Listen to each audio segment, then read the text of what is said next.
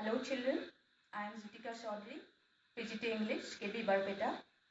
Today I am going to discuss a lesson, Lost Spring from class 12, English textbook Flamingo. This story is written by Annie Jung and this story is taken from her book, Lost Spring, Stories of Stolen Childhood. Children, let me tell you the theme of the story. The theme of the story is the plight of street children. Those children who, instead of going to the school, spend their time on the street getting engaged in child labor. This story also reflects the indifference of the rich people and the political class to the miserable condition of the poor and the deprived. Children, this is a story of stolen childhood. It's a story about lost dream. It's a story about striving for realizing one's dream. It's a story about the problems of child labor and it's a story about social awareness. Children, before going to the story, let us discuss something. These days, you must have witnessed a lot of changes around you. You must have seen green leaves on the trees, different kinds of flowers blooming everywhere, mountains and hills getting refreshed with the water of the rain. And what about the birds? They just cannot control themselves from singing in the most melodious voice. And this is the magic of the time. Do you know, children, why this kind of changes are occurring? Because this is the season of spring. And this is very normal, very natural to spring. Have you ever imagined what will happen if this kind of changes do not occur in this season?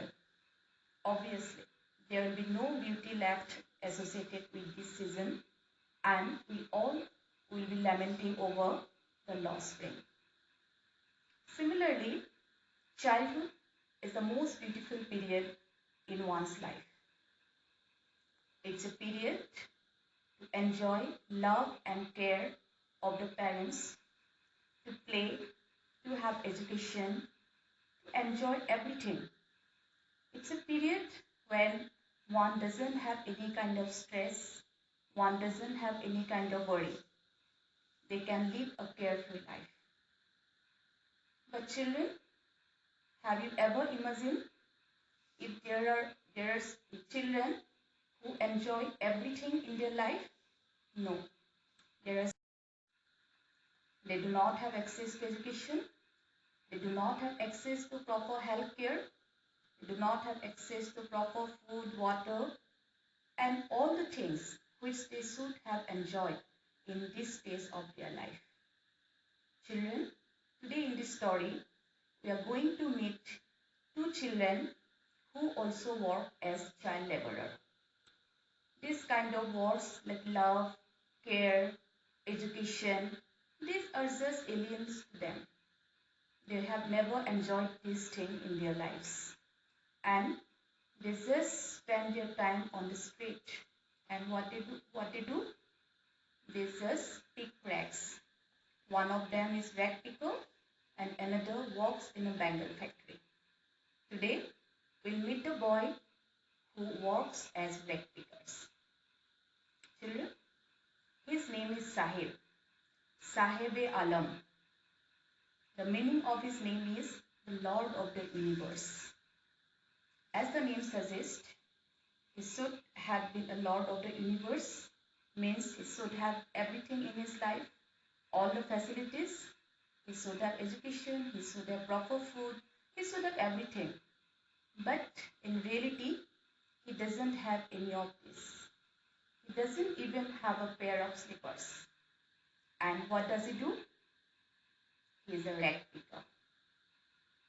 Children, he was not a born rag picker. He was born in Dhaka amidst green fields, where he spent his early childhood. But then something wrong happened. There came so many storms and swept away their house and their fields, and his parents were left with no option of livelihood. And so they decided to come to Delhi, and now they are living on the periphery of Delhi. And where they are living? They are living in a big children. Now let me tell you under what condition Sahib and families of other recruiters lived. They lived in the most unhygienic condition.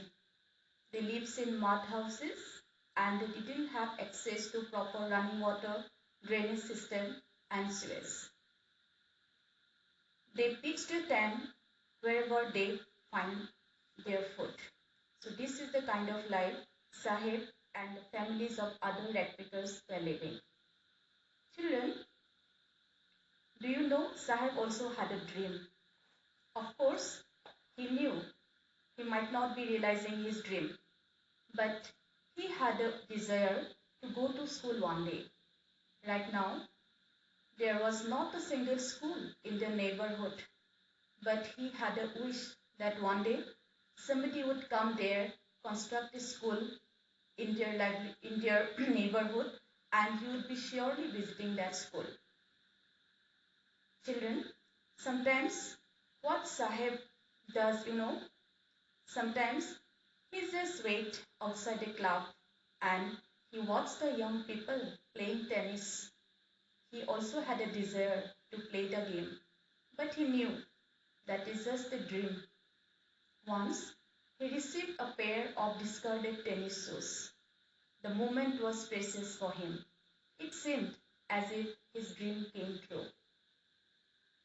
At last, Sahib got a job in a tea stall. There, he earned 800 rupees monthly and he also got meals for 3 times free of cost. So he should have been very happy. But Sahib was not happy at all. Rather, he was unhappy. He felt as if all his freedom was snatched away from him. He was no longer his own master. Children, this is the story of Sahib. I believe you all have understood the story, but for better understanding, I would like all of you to reflect on the following. Okay, first thing, Sahib name itself is ironical. Why do you think so? Secondly, why did Sahib and his family leave Dhaka? Third, where did he live now and under what condition? Did Sahib want to go to school? Once Sahib received a pair of discarded shoes. What was his feeling? Lastly, Sahib got a job in a tea stall, but he was not happy at all. Why do you think so? Children, that's all for today. Thank you.